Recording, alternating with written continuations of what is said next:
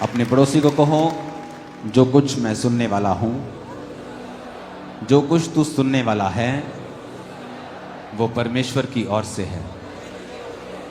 फिर से कहो अपने पड़ोसी से,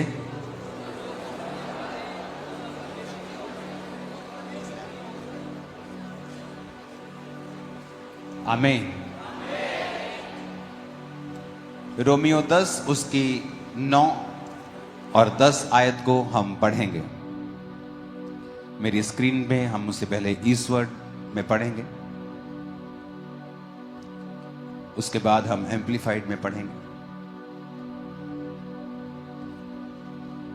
मैं चाहता हूं कि हम 2 versus,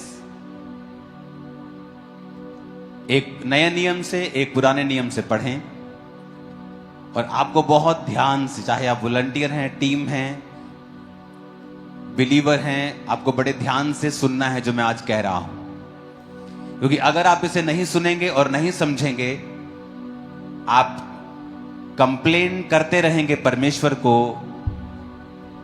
you will keep complaining continuously. आप लगातार प्रभु से ही करते रहेंगे कंप्लेन, और आप नोटिस करेंगे कि आपकी कंप्लेन करने के बावजूद भी आपकी लाइफ में कोई भी सुधार नहीं है, और आप लगातार कंप्लेंट करते जा रहे हैं, लेकिन फिर भी आपकी लाइफ में कुछ भी फर्क नहीं पड़ रहा है। तो ये वचन बड़े ध्यान से समझना है कि ऐसा क्यों है और मैं इसको कैसे चेंज कर सकता हूं, या अगर मुझे अपनी लाइफ को बदलना है तो मैं कैसे बदल सकता हूं। क्योंकि अब जो आपके हाथ में है वो इंपॉर्टेंट है। परमेश्वर ने जो कर दिया है वैसा कोई नहीं कर सकता, लेकिन जो उसने कर दिया है आपको अपनी लाइफ में देखने के लिए, कि अगर उसने कोड़े खा लिए हैं आपकी हीलिंग के लिए, आप अपनी बीमारी के लिए कंप्लेंट करते जा रहे हैं परमेश्वर को, और आप सुधार नहीं देख रहे हो, आप चंगे रहना चाहते हो, आप अच्छे व्यक्ति हो, आप पाप में भी नहीं हो, आप चाहते हो कि आप हील हो जाओ, बट आप हील नहीं हो रहे, और आप कंप्लेंट करते जा रहे हो क्योंकि आपको सुधार नजर नहीं आ रहा है। तो आज का वचन आपको बड़े ध्यान से समझना है कि कहां प्रॉब्लम है। तो एक वचन मैं आपको नया नियम से पढ़ाऊंगा, एक पुराने नियम से। पुराने से इसलिए कि आपको यह समझ आए कि परमेश्वर जो है वो सदा एक सा रहने वाला परमेश्वर है, वो बदलता नहीं है। वो नए नियम में अलग नहीं था या पुराने नियम में अलग नहीं था, वो एक सा ही परमेश्वर है, और उसके रूल्स, उसके वचन, उसका दिल हमेशा एक सा है। जीसस के आने से पहले वो कहता था दांत के बदले दांत, प्राण के बदले प्राण, क्योंकि अगर वो ऐसा ना कहता तो यहूदी कौम बचती नहीं। अगर यहूदी कौम बचती नहीं तो जीसस क्राइस्ट आते नहीं। उसके वंश को बचाने के लिए परमेश्वर ने कहा था दांत के बदले दांत, प्राण के बदले प्राण। इसलिए नहीं कि परमेश्वर बदला चाहता था, इसलिए कि परमेश्वर जीसस क्राइस्ट के वंश को बचा के रखना चाहते थे। और जब यीशु मसीह आ गए तो जीसस ने कहा तुमने सुना है कि दांत के बदले दांत और प्राण के बदले प्राण, लेकिन मैं तुमसे कहता हूं कि अब तुम अपने वैरी से प्रेम करो, और दांत के बदले दांत नहीं, प्राण के बदले प्राण नहीं। लोगों को लगा कि परमेश्वर अब नरम हो गया है, परमेश्वर अब ठंडा हो गया है, परमेश्वर अब और दयालु हो गया है, जबकि ऐसा नहीं है। परमेश्वर पहले से ही दयालु था और पहले से ही प्रेमी था, लेकिन जीसस क्राइस्ट का वंश बचा रहे, इसलिए वो लोग राजाओं के साथ लड़ते थे ताकि उनका वंश बचा रहे। इसलिए कि जब यीशु मसीह आए और पूरी दुनिया उसके द्वारा उद्धार पाए, ये योजना शैतान खराब ना कर सके। इसीलिए आज जब कलीसियाओं पर जुल्म होते हैं, विश्वासियों के ऊपर जुल्म होते हैं, वो डंडा, तलवारें और बंदूकें लेके लड़ते नहीं हैं, वो प्राण के बदले प्राण नहीं मांगते हैं, क्योंकि अब ये वचन पूरा होता है कि जीसस ने कहा अब तुम्हें ये करने की जरूरत नहीं, क्योंकि मैं आ चुका हूं। जब मैंने आ गया और अब मैं अपनी जान अपने लोगों के लिए दूंगा, अब आपके लिए ये जरूरी नहीं कि आप प्राण के बदले प्राण मांगे, अब मैं आपके लिए प्राण दे दूंगा। अब आपको दुश्मन को ब्लेस करना है, सताने वालों के लिए प्रार्थना करनी है। और अब रोमियो 10 उसकी 9 आयत को पहले हम पढ़ेंगे। उसमें लिखा है यदि तू अपने मुंह से, 1 2 3 मैं बोलूंगा, हम सब इकट्ठे पढ़ेंगे। चर्च में ये पढ़ना बड़ा जरूरी है। इसको स्क्रीन के ऊपर सिर्फ आयत को बड़ा कर दो अगर कर सकते हो तो। रोमियो 10 उसकी 9 आयत को पढ़ेंगे ऊंची ऊंची आवाज में। 1 2 3।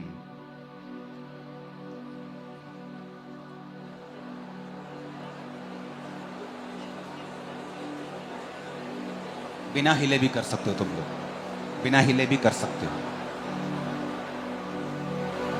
फिर से पढ़ेंगे 1 2 3। कि यदि तू अपने मुंह से यीशु को प्रभु जानकर अंगीकार करे और अपने मन से विश्वास करे कि परमेश्वर ने उसे मरे हुओं में से जिलाया, तो तू निश्चय उद्धार पाएगा। वेरी इंपॉर्टेंट, कितना सिंपल वर्ड है ये, वेरी सिंपल। लोग ऐसे ही पढ़ देते इसको। उसमें लिखा है that if thou shall confess, कि अगर तू अपने मुंह से यीशु को प्रभु जानकर अंगीकार करे और अपने मन से विश्वास करे कि परमेश्वर ने उसे मरे हुओं में से जिलाया, तो तू निश्चय उद्धार पाएगा। लिखा है thou shall be saved, तू निश्चय उद्धार पाएगा। यूनानी भाषा का 4982वां शब्द, इसको ओपन करेंगे। आपकी स्क्रीन पे है, जिसका मतलब है सोजो। अपने पड़ोसी को बोलो सोजो। इसका मतलब है to save, deliver, protect, heal, preserve, do well, be whole. Jesus ने कहीं कहीं कहा है बी मेड होल, यानी तू वैसा ही हो जाए जैसा तुझे बनाया गया था। ओ पास्टर जी, मेरे कान में बड़ा प्रॉब्लम चल रहा है। क्या हुआ? वो जो कान की नस होती है ना, उसमें से सुनना बंद हो गया है। अब डॉक्टर बोलते हैं कि पर्दा ठीक है लेकिन नस ही खराब है, इसका कोई ऑपरेशन नहीं हो सकता, कुछ नहीं हो सकता।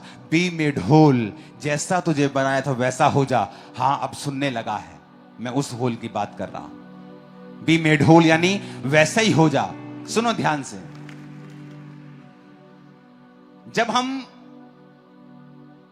आधा अधूरा सुसमाचार देते हैं, हम बोलते हैं तू बचाया जाएगा, और पब्लिक को यह लगता है, कलीसिया को लगता है कि वो उद्धार की यानी आत्मिक मुक्ति की बात कर रहा है।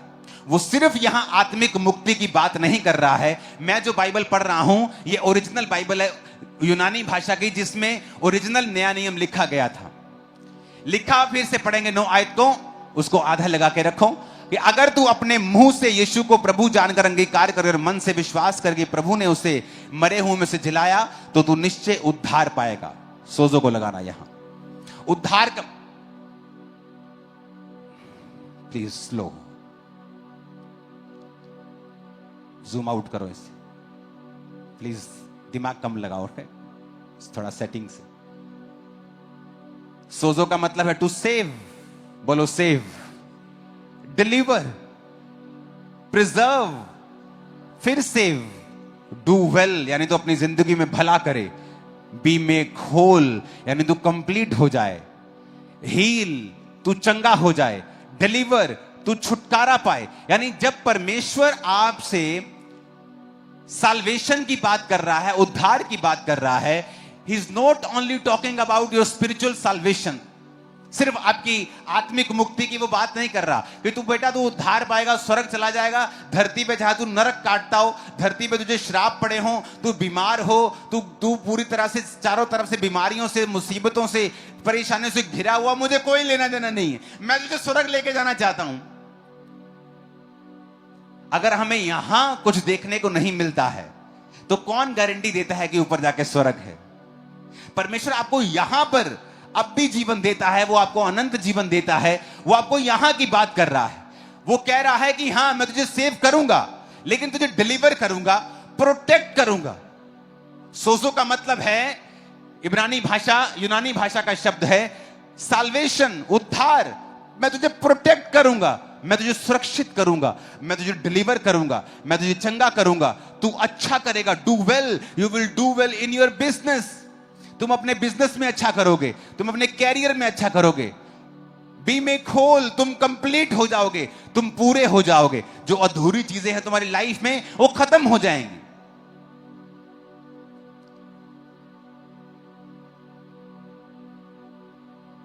अब हम एम्पलीफाइड बाइबल पढ़ेंगे। इधर अगर तुम खोल सकते तो खोलना, वो रहने देना आधा उधर। अब आपको ये मैंने समझा दिया कि उद्धार है क्या, लेकिन मेरा ये प्रचार आज का ये नहीं है। मैं वहां जाने की कोशिश कर रहा हूं जो प्रभु ने मुझे आप लोगों के लिए दिया है।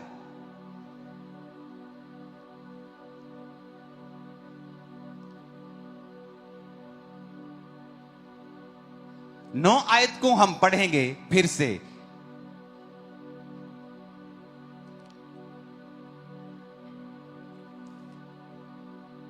अब मैंने आपको यह समझा दिया कि सोजो यानी उद्धार का मतलब सिर्फ उद्धार नहीं है आत्मिक। उसका पहला मतलब है टू सेव यानी आत्मिक उद्धार। फिर कहता है डिलीवर छुटकारा, प्रोटेक्ट सुरक्षा, हील चंगियाई, प्रिजर्व सुरक्षित करना, फिर सेव सेल्फ डू वेल अच्छा करना, बी मेक होल कंप्लीट हो जाना। यह है कंप्लीट उद्धार। क्योंकि हमारा परमेश्वर सिर्फ बातें करने वाला परमेश्वर नहीं है। उसने आदम को बनाया, गार्डन में रखा, काम करने दिया, उसने आपके हाथों को कमाने की शक्ति दी। सब कुछ परमेश्वर का बनाया हुआ है, सिस्टम उसका बनाया हुआ है। तो वो चाहता है आपके बच्चे अच्छे हों, कंप्लीट हों, होल हों, प्रोटेक्ट रहें, सुरक्षित रहें। आपके बिजनेस, आपकी लाइफ, आपकी फैमिली, आपकी मेंटल लाइफ। लोग कहते हैं प्रभु का मेरी मेंटल लाइफ से क्या, प्रभु को कोई है कंसर्न? Very much concern. बहुत से लोगों को पेट की प्रॉब्लम्स होती हैं और उनकी दवाई हल नहीं कर सकती, क्योंकि डॉक्टर बोलते हैं आपके पेट की जो दिक्कत है वो स्ट्रेस से जुड़ी हुई है। अगर आपको चिंता है तो आपका पेट बीमार रहता है। और जीसस क्राइस्ट ने बाइबल में कितने सैकड़ों बार लिखा है, मत डर, यानी कोई स्ट्रेस ना ले क्योंकि मैं तेरे साथ हूं। क्यों लिखा उसने? ताकि तुम्हें कोई स्ट्रेस ना रहे कभी भी और तुम कभी बीमार ना पड़ो।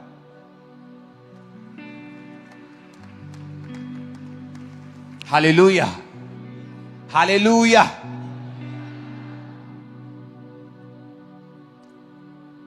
पिछले दिनों की स्टडी के दौरान मुझे मालूम हुआ कि जो 2005 में मुझे एक पेट की प्रॉब्लम हुई थी, मैंने कभी उसकी सर्च नहीं की। 5 में कोई इंटरनेट नहीं था फोन के ऊपर, तो कोई सर्च नहीं होती थी। तो 2005 में अगर आप बाइबल में, अगर आप इंटरनेट पे जाएंगे तो आपको कई डाइजेस्टिव रोग मिलेंगे।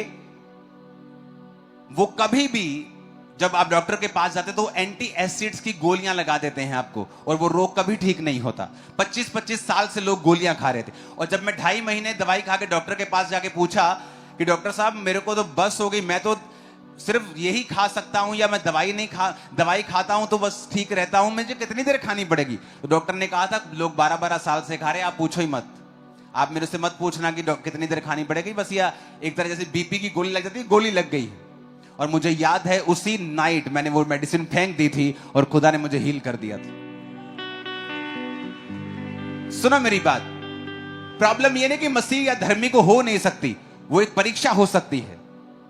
लेकिन मैं आपको यह सिखा रहा हूं कि परमेश्वर ने बाइबल में जो लिखा है वो सारा कुछ आपकी फिजिकल हेल्थ के लिए है, मेंटल हेल्थ के लिए है, फाइनेंशियल हेल्थ के लिए है, फैमिली हेल्थ के लिए है।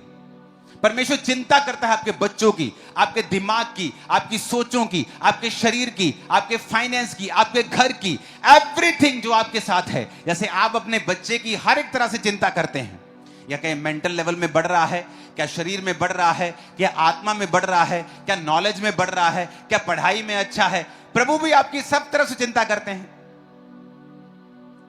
लेकिन हमें बाइबल पढ़नी पड़ेगी वो समझने के लिए। अब यह बात हमें समझ में आ गई है कि उद्धार का मतलब सिर्फ आत्मिक नहीं है, परमेश्वर हमें सब तरफ से बचाना चाहता है। ओके, अब फिर से 9 आयत को पढ़ेंगे। लिखा, because if you acknowledge and confess with your mouth. अब हम यहां पर देखेंगे, यहां 3 चीजें हैं, अब ध्यान से समझना। पहली चीज है, पहले हम जाएंगे तीसरी चीज के ऊपर। ओके, कौन सी चीज की? बोलो अपने पड़ोसी को, तीसरी चीज के ऊपर, जो है you will be saved. Okay, third हम देखेंगे रिजल्ट। रिजल्ट क्या है? परमेश्वर ने कहा यू will be saved. मतलब you will be healed, you will be preserved, make whole, you will be delivered, you will be protected. समझ आई कि नहीं आई? क्योंकि ये उद्धार का मतलब है। मैंने ओरिजिनल बाइबल खोल दी आपके सामने। तो रिजल्ट क्या है कि ये रिजल्ट है इस आयत का। करना क्या है? अब देखेंगे करना क्या है। पहला काम करना है, कहता इफ यू एक्नॉलेज, उस आयत को फिर से पढ़ेंगे हम, यदि तू मुंह से यीशु को प्रभु जानकर अंगीकार करे। आप पहले सोचेंगे फिर बोलेंगे, पहले दिमाग में आएगा फिर समझ रहे मेरी बात के नहीं? तो दिमाग में इफ यू एक्नॉलेज, पहला काम विश्वास करना कि यीशु ही प्रभु है। एक्नॉलेज। दूसरा काम उसने कुछ कहा है, कहता and confess with your mouth. लोगों को लगता है कि विश्वास कर लिया ना मैंने अंदर, खत्म काम। काम खत्म नहीं हुआ। पहला काम है विश्वास करना, दूसरा काम है मुंह से बोलना। रिजल्ट आ जाएगा, तुम चंगे हो जाओगे, प्रिजर्व हो जाओगे, डू वेल, मेक होल। बड़े ध्यान से समझने की जरूरत है। अब प्रॉब्लम यह है कि जब लोग बीमार हैं, मान लो हम ये केस लेते हैं हील वाला, कि लोग बीमार हैं, ओके, क्या तुम प्रभु पे विश्वास करते हो? हां। क्या तुम अंगीकार करते हो? हां, मैं यीशु को यीशु कहता हूं। नो नो नो, ये उसने फॉर्मूला दिया है। ये वचन फॉर्मूला है। रोमियो 10 उसकी 9 आयत एक फार्मूला है। फार्मूला क्या है? कि जो तुम्हें चाहिए उस पर विश्वास करना। अब आगे पढ़ो, ये देखो क्या लिखा है। Confess with your mouth that Jesus is Lord, recognizing his power, authority and majesty as God. ये एम्प्लीफाइड बाइबल आपने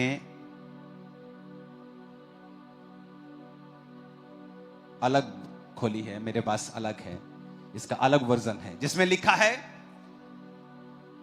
उस इंग्लिश के वर्ड को पढ़ेंगे हम, अधेयर टू, और उसे स्क्रीन पे दिखाएंगे। अब ध्यान से समझना। पहला काम कहता एक्नॉलेज। अपने पड़ोसी को बोलो, पहला काम है विश्वास करना। अब मैं एक वचन आपके लिए पढ़ूंगा, इब्रानिया 10 उसकी 23 आयत को पढ़ूंगा, स्क्रीन पे देखो। कहता आओ हम अपनी आशा के अंगीकार को दृढ़ता से थामे रहें। कहता आओ हम अपने आशा का अंगीकार, मेरी आशा। एक व्यक्ति बीमार है, वो आशा करता है चंगाई की। कहता आओ चंगाई की उस आशा के अंगीकार को, सिर्फ आशा को नहीं, दिमाग में सिर्फ विश्वास है और तुम चर्च आ रहे हो, कहता ये काम नहीं बनेगा तुम्हारा। कहता आशा के अंगीकार को दृढ़ता से थामना है। अंगीकार कैसे करोगे? जिस मुंह से तुम गालियां निकालते हो, पड़ोसी से लड़ते हो, चुगलियां करते हो, चिकड़ चिकड़ पै पै पै पै पै करते हो, कहता उस मुंह को मेरे अंगीकार के लिए अगर इस्तेमाल करोगे, हील भी हो जाओगे, डिलीवर भी हो जाओगे, डू वेल, मेक होल, तुम कंप्लीट भी हो जाओगे, सुरक्षित भी हो जाओगे। कहता आओ हम अपनी आशा के अंगीकार को दृढ़ता से थामे रहें। जीसस क्राइस्ट पहाड़ के एक पेड़ के पास के जाते हैं और पेड़ पे फल नहीं होता। यीशु कहते सूख जा, तेरा फल आज के बाद कोई ना खाए। शाम को जब सुबह को चेले वहां से आ रहे होते हैं तो कहते हैं प्रभु जिस पेड़ को तूने श्राप दिया वो सूख गया। प्रभु उनसे एक बात कहते हैं, मरकुस 11 उसकी 23 आयत। यीशु ने कहा मैं तुमसे कहता हूं जो कोई इस पहाड़ से कहे तू उखड़ जा और समुद्र में जा पड़, अपने मन में संदेह ना करे वरन प्रतीति करे कि जो कहता हूं हो जाएगा, वो उसके लिए वही होगा। फिर से पढ़ो इस आयत को, बोलो अपने पड़ोसी को कि जो कोई इस पहाड़ से कहे, पहाड़ को देखकर सोचे नहीं, उसे कहे। आज कलीसिया क्या करती है, जब बीमारी का पहाड़ उसके सामने आता है, ए डॉक्टर बोलता है ले तेरे को 3rd स्टेज कैंसर है, तेरे को ले पहाड़ तेरे मोरे खड़ा कर दिया। अब जीसस ने कहा दो काम तुम कर सकते हो, या तुम जीसस के पास आकर रोओगे प्रभु मेरे साथ ऐसा कैसे हो सकता है, मैं ऐसे कैसे हो सकता हूं, तुझे दिखता नहीं है क्या, मैं टाइगर हूं, मैं प्रेयरफुल हूं। पर जीसस ने ऐसा करने के लिए नहीं कहा है। मूसा गलती कर रहा था और मूसा ने जब सामने लाल समुद्र था और पीछे सेना थी और जो मूसा दुहाई दे, और प्रभु कहता ए मूसा क्यों दुहाई दे रहा है मेरी तू, और परमेश्वर ने उसे डांटा। आप इमेजिन आप प्रेयर करने गए हैं और प्रभु आपको डांट रहे हैं। आज सोच रहे मैं प्रेयर करने गया हूं, मैं कौन सा शराब पी रहा हूं। कई बार आप अच्छा काम कर रहे हैं, आपका मेंटर तब भी आपको डांट देता है क्योंकि आपको लगता है मैं तो सही कर रहा हूं, मुझे डांट क्यों पड़ रही है। तू सही अपने हिसाब से कर रहा है लेकिन एक्चुअल में वो सही नहीं है। परमेश्वर ने कहा मूसा जो लाठी तेरे हाथ में है उसे लेकर समुद्र के सामने जा और उसे 2 भाग कर दे। मैंने तुझे पावर दी है, मेरे सामने दुहाई देने का समय नहीं है, एक काम करने का समय है। जीसस ने डायरेक्टली कहा है यहां पर कि speak directly to the problem not to God, कि जब प्रॉब्लम तेरे सामने आए तो मुझसे नहीं कहना है, प्रॉब्लम से बात करनी है। फिर से पढ़ो, मैं तुमसे सच कहता हूं जो कोई इस पहाड़ से कहे, किससे, इस पहाड़ से कहे कि उखड़ जा समुद्र में जा लग, इम्पॉसिबल काम है, पर कहता अगर तू विश्वास करेगा तो हो जाएगा। अगर तू मुंह से अंगीकार करेगा तो, अपने पड़ोसी को बोलो अगर तू मुंह से अंगीकार करेगा तो हो जाएगा, हो जाएगा यीशु मसीह के नाम में। आप मेरी बात समझ रहे कि नहीं। जीसस ने कहा रोमियो 10, फिर उसकी 10 को पढ़ेंगे अभी 9 को नहीं। उसने कहा धार्मिकता के लिए मन से विश्वास।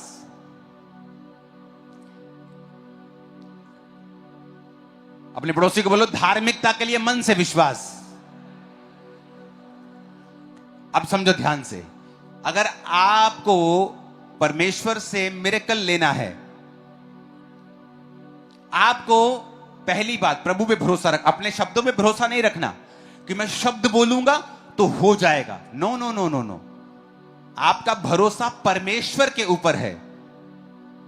कहता अगर तू धार्मिकता के लिए मन से विश्वास किया जाता है, अगर मान लो तुम शब्द बोल रहे हो पर तुम्हारी लाइफ धार्मिकता में नहीं है, तुम कॉन्टिन्यू पाप करते हो, कॉन्टिन्यू चोरी में हो, व्यभिचार में हो, कॉन्टिन्यूली परमेश्वर के वचन को तोड़ रहे हो, तो तुम धार्मिकता में नहीं हो एक्चुअल में। पहले तुम्हें धार्मिकता के लिए मन से विश्वास किया जाता है। वो मन का विश्वास चंगाई के लिए भी हो सकता है, छुटकारे के लिए भी हो सकता है। आपने एक वचन पढ़ा, परमेश्वर ने लिखा है कि नीति वचन में आप मान लो ऐसे ही बाइबल पढ़ रहे थे, मान लो आप में से किसी को या हम में किसी को नहीं, मान लो किसी और को किसी हड्डी का रोग है, हाँ, आपने वचन आप पढ़ रहे हैं, वो वचन में लिखा अपनी दृष्टि में बुद्धिमान ना होना, यहोवा का भय मानना, बुराई से अलग रहना, ऐसा करने से तेरा शरीर भला चंगा और तेरी हड्डियां पुष्ट रहेंगी। आप कहेंगे हड्डियां पुष्ट रहेंगी, परमेश्वर तो कह रहा है हड्डियां पुष्ट रहेंगी, मेरी तो हड्डियां कड़कड़ कड़कड़ कर रही हैं, हड्डियां कैसे पुष्ट हैं। तो परमेश्वर ने जो कहा है ये उसकी विल है, ये उसकी इच्छा है कि आपके साथ हो, और उसने उस इच्छा के लिए क्रूस के ऊपर जान दे दी है। और अगर आप चाहते हैं कि ये इच्छा आपकी लाइफ में पूरी हो तो आपको पहले मन से विश्वास करना पड़ेगा, एक्नॉलेज करना पड़ेगा। फिर 9 आयत को आएंगे। बिकॉज इफ यू एक्नॉलेज, अपने पड़ोसी को बोलो जोर से, इफ यू एक्नॉलेज। फिर से बोलो अपने पड़ोसी को, इफ यू एक्नॉलेज। मतलब उस वचन को एक्नॉलेज करना पड़ेगा। उस वचन जो परमेश्वर ने तुम्हारे विषय में, तुम्हारी हीलिंग, तुम्हारी डिलीवरेंस, तुम्हारी फाइनेंशियल ब्लेसिंग के विषय में कहा है, उसको एक्नॉलेज करो, उसको अलग कर लो। आप बाइबल में कहीं आप पढ़ रहे हो, आपके संतान नहीं है, बेबी नहीं है, और आपने बाइबल में लिखा गर्भ का फल यहोवा की ओर से प्रतिफल है, परमेश्वर तेरे वंश को बचाएगा, पराक्रमी करेगा। यह आपके लिए एक्नॉलेजमेंट है, यह आपके लिए हरी झंडी है कि परमेश्वर चाहता है मेरे बेबी हो। आप उस वचन को एक्नॉलेज करेंगे। एक्नॉलेज करने के बाद, उसे छांटने के बाद, उसे अलग करने के बाद, फिर कहता and confess with your mouth, with your lips. उसे फिर दिमाग में नहीं रखना, उसका अंगीकार करना है। उस वचन के ऊपर फाइट करनी है, उस अंधेरे के ऊपर रोशनी बोलनी है, और बोलना है कि मेरा गर्भ फल लाएगा, ये फल रहित नहीं रह सकता। यीशु के नाम में फल लाए, मैं एक सुंदर बेटे और बेटी की मां बनने वाली हूं। आपको बोलना पड़ेगा, आपको बोलना पड़ेगा। आपको गरीबी के श्राप को तोड़ना पड़ेगा। साथ में धार्मिकता। धार्मिकता क्या है? वचन पे चलना, चाहे थोड़ा पैसा है टाइट देना, थोड़ा पैसा है चर्च में जाना, थोड़ा है तब भी गिरना नहीं, पाप नहीं करना। आपको धार्मिकता में रहना, क्योंकि धार्मिकता के लिए मन से विश्वास किया जाता है। रोमी 10:10 और लिखा उद्धार के लिए मुंह से अंगीकार किया जाता है। फिर वही बात वो कह रहा है, if you want to be healed, चंगाई के लिए मुंह से अंगीकार, सुरक्षा के लिए मुंह से अंगीकार। कितने मेरी बात को समझ रहे हैं? आप कंप्लेंट करते रहेंगे क्योंकि आप विश्वास कर रहे हैं, पर आप अंगीकार नहीं कर रहे हैं।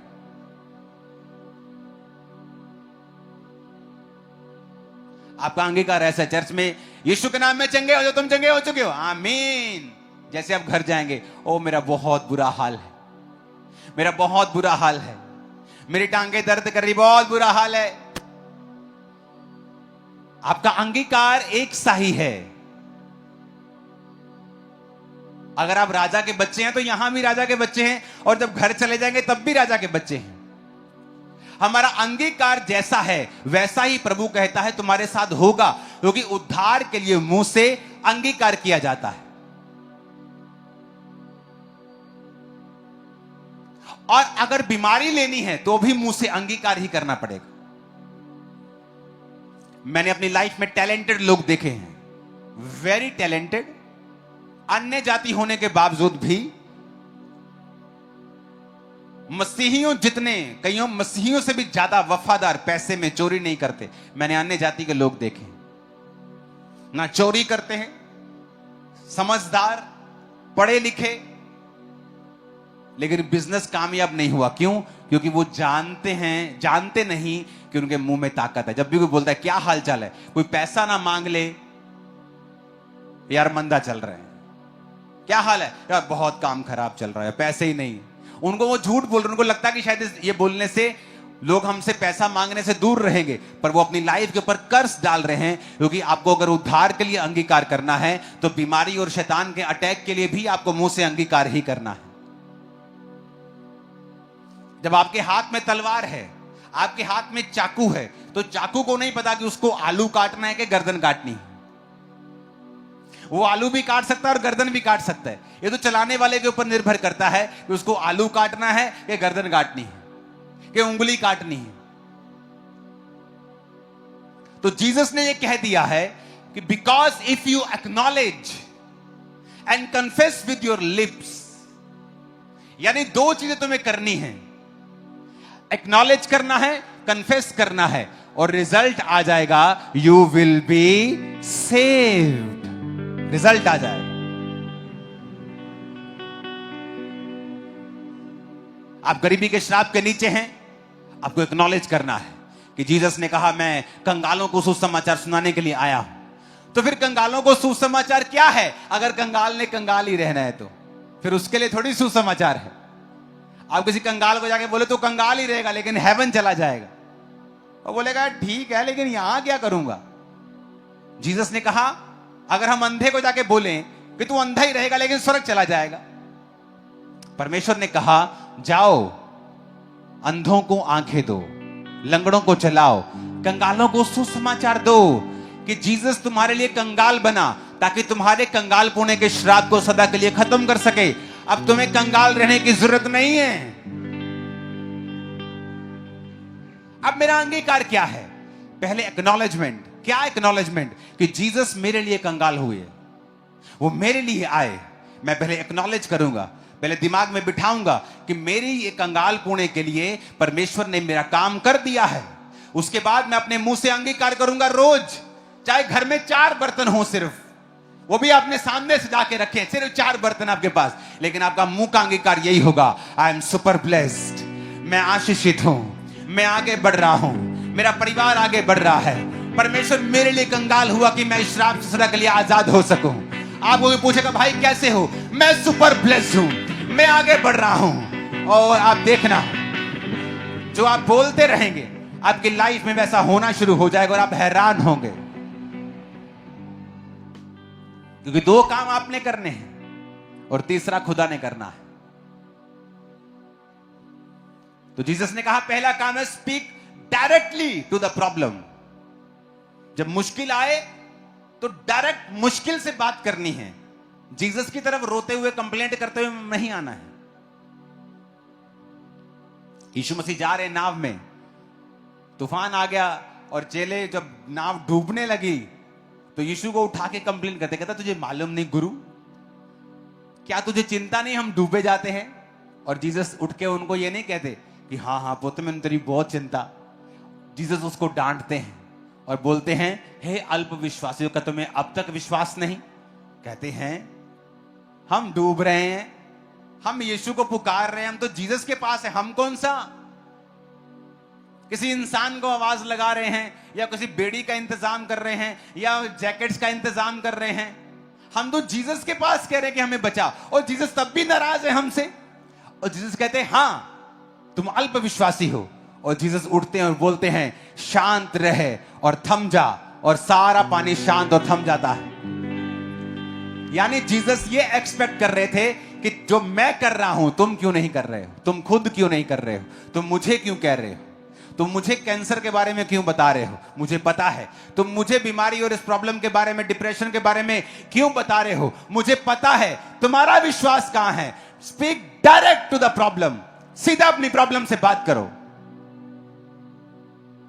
कितने मेरी बात को समझ रहे हैं?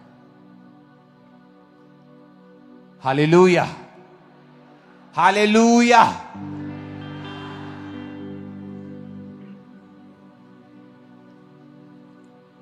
मरकुस 11 उसके 23, 1 2 3 इकट्ठे पढ़ेंगे। सिर्फ यहां तक, इस पहाड़ से कहे तो उखड़ जा। 1 2 3।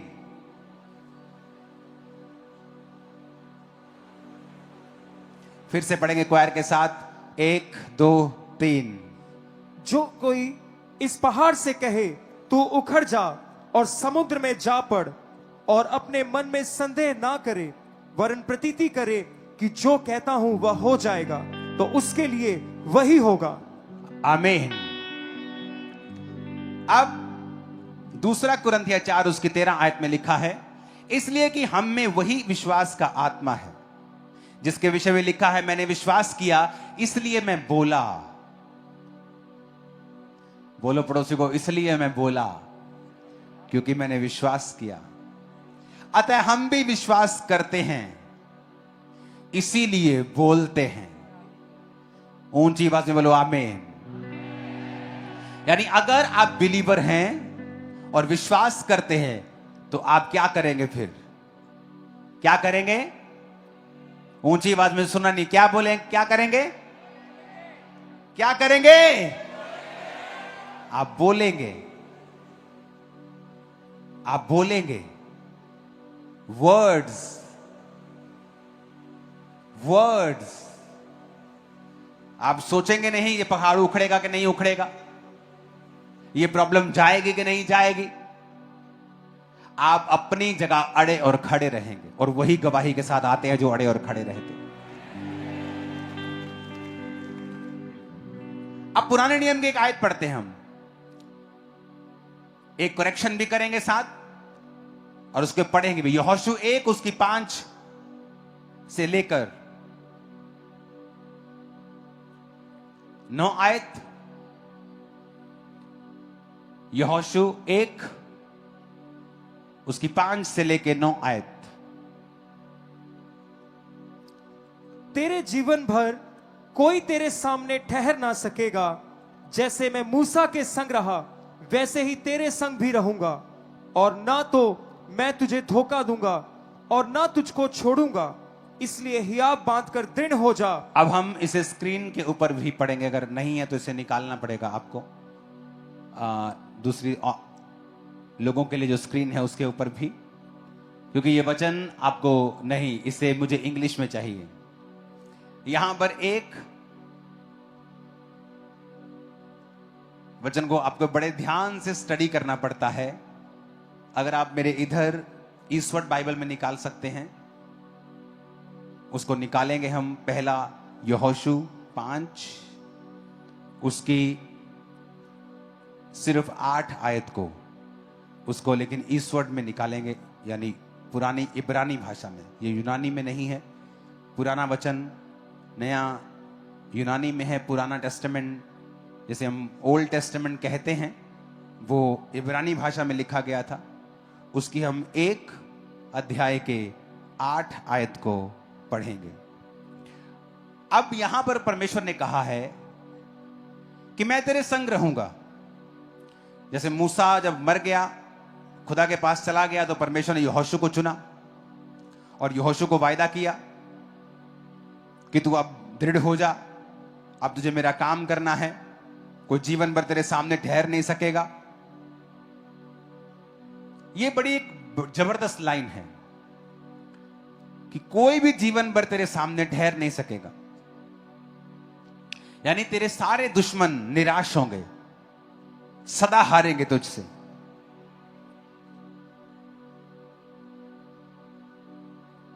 अब प्रभु ने उसे कुछ करने के लिए बोला, वो हम ओरिजिनल बाइबल में पढ़ेंगे। इसकी 8 आयत को ऊपर करेंगे। यहोशू 1 उसकी 8 आयत।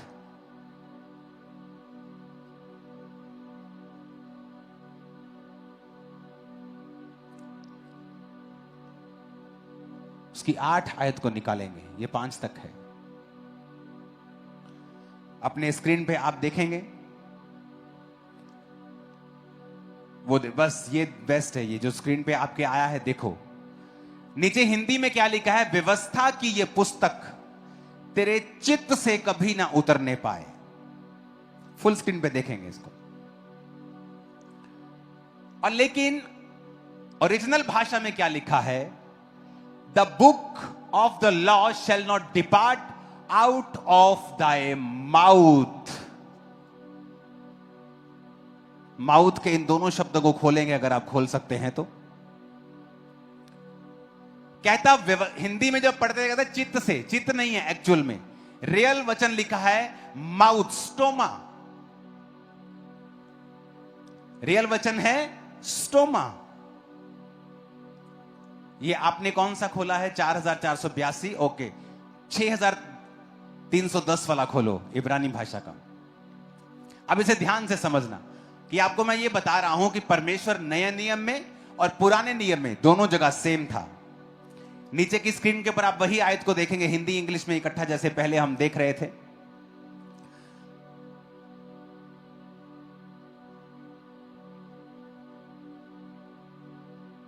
अपने पड़ोसी को बोलो, व्यवस्था की ये पुस्तक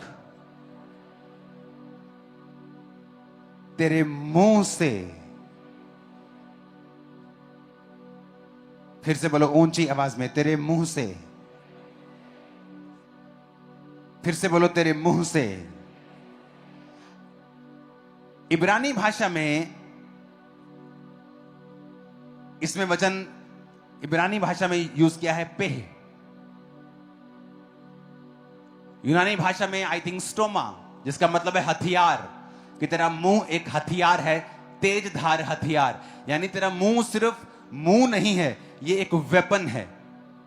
लेकिन प्रभु ने कहा सारा कुछ अच्छा रहेगा तेरी लाइफ में, पर कहता व्यवस्था की यह पुस्तक तेरे मुंह से कभी ना उतरे। जिसका मतलब क्या है कि सिर्फ तुझे मन में विश्वास नहीं करना, अपने मुंह से इसे बोलना भी है।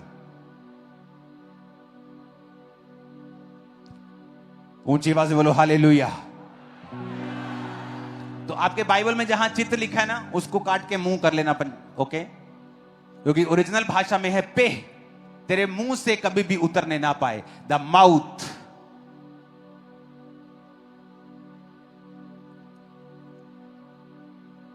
छह 6310 शब्द, माउथ, तेरा मुंह।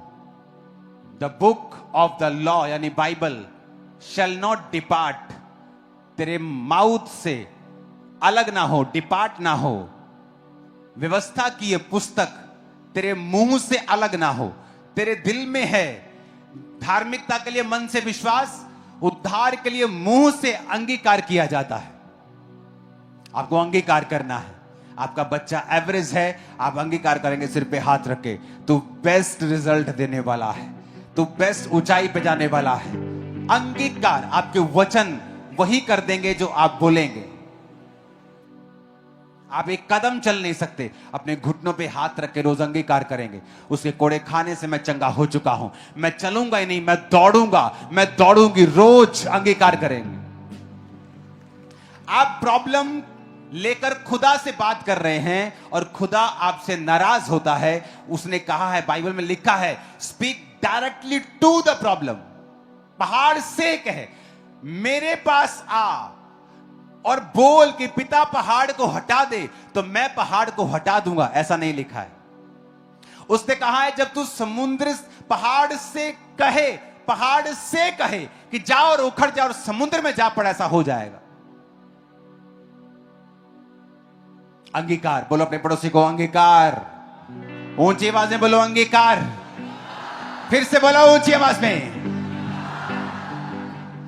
आमीन।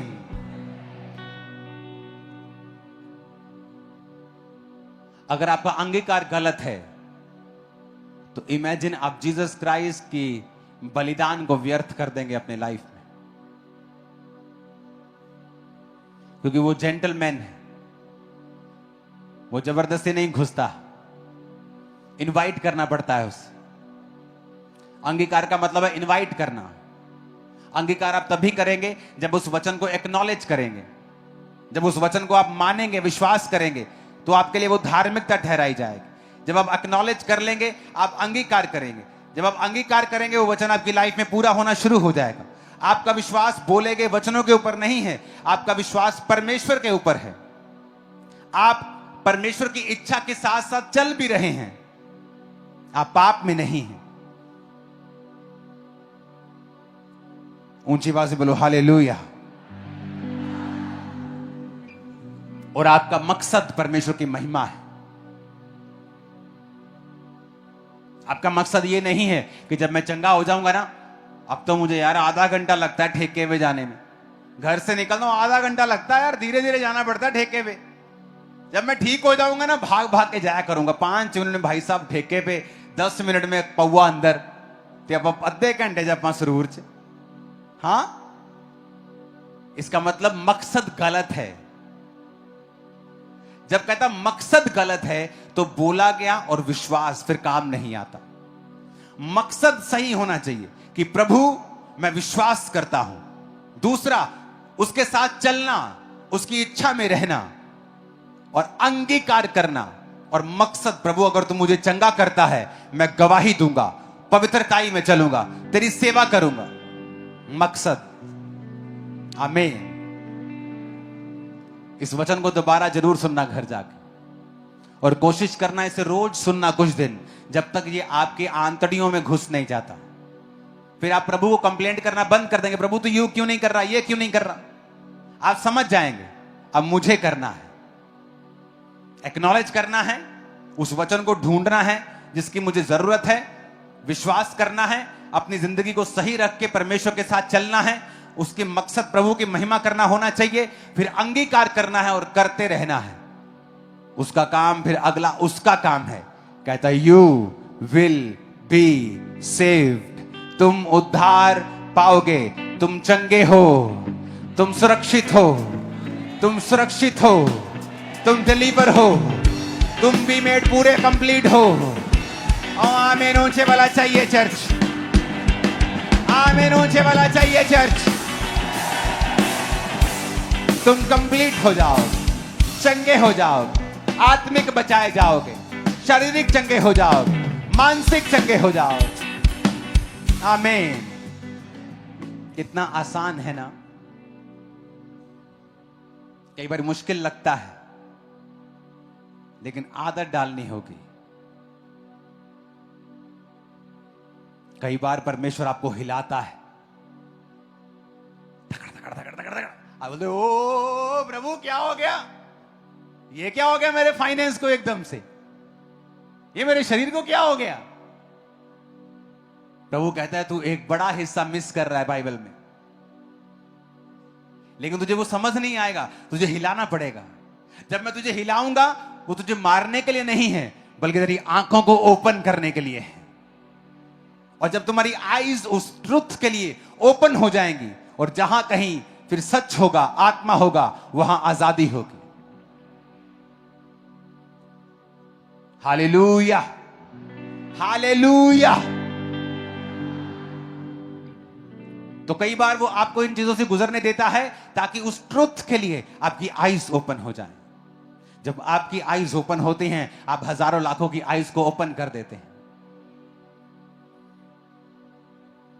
बदलाव के लिए कभी भी लाखों की जरूरत नहीं होती। एक अगर बदल जाए तो वो लाखों को बदल सकता है। आप एक ही हैं जो अपने परिवारों को बदल देंगे। आप अपने परिवार के मूसा होंगे और बेस्ट बेस्ट बेस्ट अगुए होंगे। आमीन।